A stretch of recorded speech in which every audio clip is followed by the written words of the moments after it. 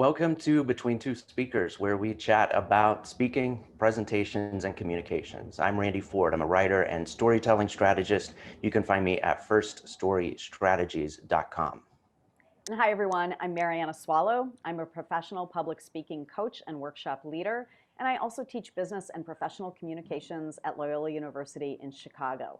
I am so excited, Randy, to introduce our guest today to you and to everyone else watching, because I've worked with her before and she is amazing to work with, but also she brings an amazing breadth of experience to the table. Everyone, I would like you to please meet Leanne Peterson. Leanne is the co-founder of the National Women's Collaborative, which is part of L Street Partners. You can find them at lstreetpartners.com. We'll also add a link in the blog. Leanne, welcome to the show. Thanks for being with us today. Thank you for having me, Mare and Randy. It's great to be here. Yeah, so Leanne, I was really excited to talk to you, and part of why I reached out to you was you have worked in so many spaces, some similar to what Randy has done: political, not-for-profit, advocacy, but also corporate areas. And I have corporate clients and not-for-profit clients and government-related, government-adjacent clients. And because you've worn many hats in the area of communication, and Randy, you have too, in all of these fields, what I want to know is, how do you plan or craft a message and stay on message when you are working somewhere like within a corporate arena, or doing communications on behalf of a corporation, or perhaps working in a not-for-profit or political adjacent space, and there are guidelines you have to stick to? For instance, I know for not-for-profits, they can't lobby for political parties. So that's kind of a broad one, but I know as we get into these spaces, there's more specific strictures, and there are simply some things you can or cannot say. So Leanne, how do you plan or craft your communications that way? Well, thank you for the question. At one point in time, it was probably pretty straightforward what you do, especially if you're in a position to operate with the use of a poll or some way to understand your audience so that you know what it is that what resonates with them, what they want to hear, what they care about. But it's gotten trickier as of late. And Randy, you might know this from some of your experience when it comes to storytelling and crafting your message. Techniques for that have changed over the years, right? I mean, initially, when I first came to Washington, crafting your message was all about showing the value add. Like, you're asking Congress for this certain thing, or you're asking, a state legislature for this certain thing. Why should they give it to you? What's the value proposition? And so we always couched our messaging in terms of, the jobs it would create or the money that it would add to the bottom line. Then that started getting a little old. And so these policymakers were hearing all too often a lot of numbers and a lot of data, and it didn't really resonate with them. And then they couldn't tell you apart from somebody else who was visiting. So then we started talking about, okay, let's add a personal touch to this, and let's start telling stories about this. Okay, how can your organization help impact the bottom line? And then you would maybe tell them a story about a young person who is, cured of cancer because of a certain treatment. But then you would add that personal element to it. And interestingly, I learned recently that there's now a little bit of fatigue on Capitol Hill and K Street around telling too many personal stories, because it feels like at times everyone has a personal story and they're all heartbreaking. And imagine if you were the audience and you were, either watching on television or on your computer, and these ads kept coming up, or if you're a policymaker and you keep having these visits from advocates, and all you're hearing all day long are basically just these like traumatic, terrible stories of, loss and pain and death. And it can be overwhelming. So now communications have pivoted yet again, sort of back to making the business case and being more data driven. So it's still storytelling, but you have to also, have a little bit more clinical approach. It can't just be bringing in a cancer patient or bringing in a person who is, a victim of abuse or something like that. So it changes. We'll have to have this conversation again in another few months to see if it changes again. I think you're absolutely right. It's really a marriage of the data and the storytelling, and because just like you said, being able to shake the hand of a patient is powerful, but it's not going to do it alone. Neither is a 48-page white paper. There's the old joke, and I'll shorten the story about a senator who had two groups of people on opposite sides of an issue, heard their arguments, and then said, well, if you want me to agree with you, you're going to have to come in here at separate times. Because like you said, everybody has an equally powerful way to make their statement. 100%. So what about the nuts and bolts of crafting the message? So for instance, like I said, I know doing not-for-profit work, it can be that you're not allowed to lobby or take the side of a political candidate. Randy and I can share this because it's on the website, we often do work with the National Conference of State Legislatures. And I have worked with so many groups within that organization, the researchers, the librarians, the aides, the drafters. And I know one thing that happens for that group a lot, and Randy, I'm curious about your take too, is they will research an issue to give to the legislator and then say, here's what I found. And sometimes the folks giving the data will be pressed by that very person who says, yeah, but what do you think? Well, I know they did this in Illinois, but what do you think about what happened in Illinois? And they can't, because their job is to research, and that's it, and provide the research, not give an opinion, not say what happened when Illinois instated this law.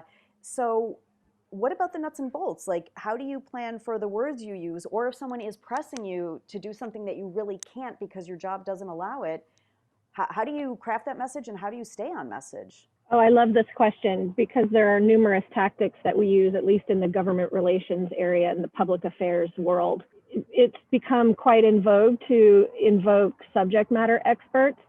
So if you're not able to say that you are conversant in an area, you might say,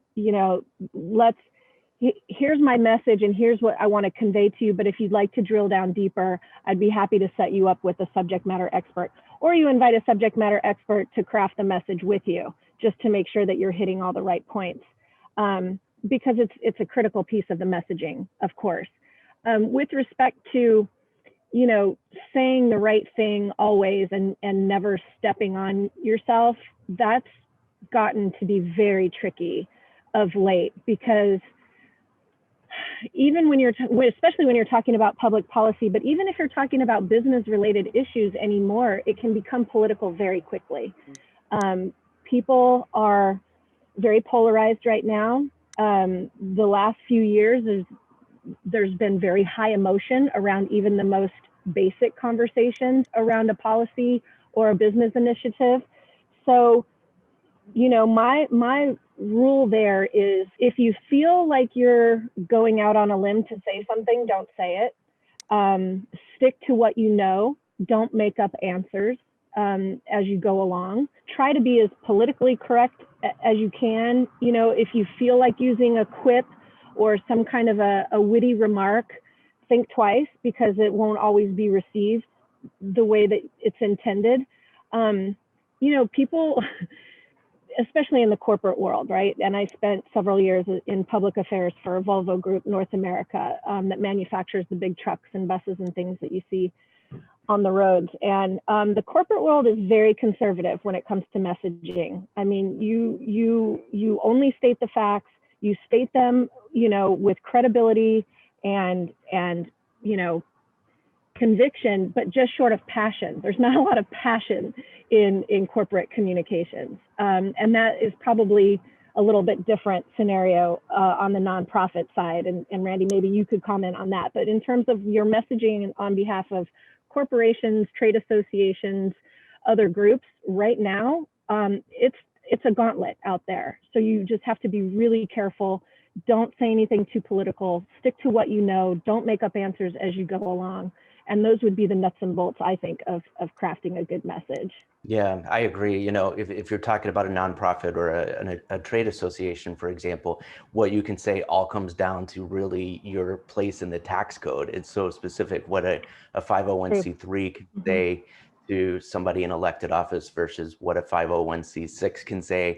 It's kind of the rule that I follow is if it feels icky, if it feels like you shouldn't say it, if it feels like you don't want somebody to tweet about it, then it's probably icky, and you should rethink it and hold it back.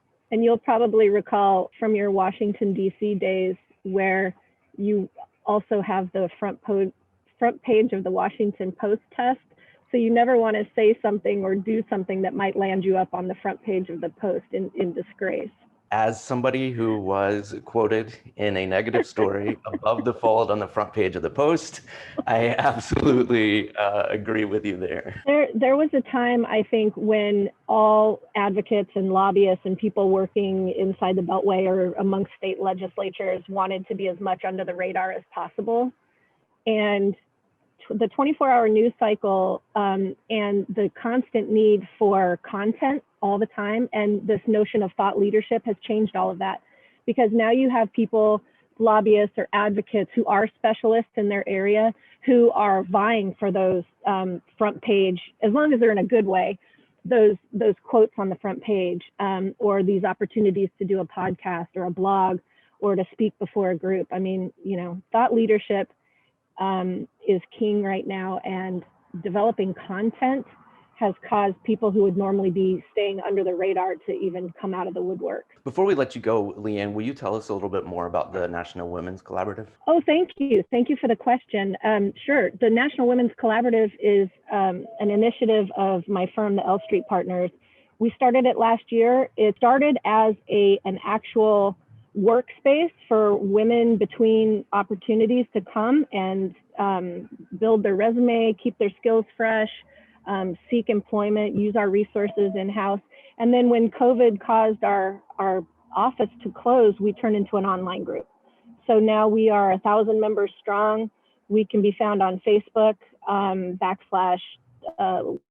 National Women's Collaborative, and it's free to join. And in fact, joining only entails joining our Facebook group. And we provide monthly seminars on all different kinds of professional development topics. I'd love to do a conversation on communications with you and Mayor. So maybe you guys can join us over at the NWC for a seminar soon.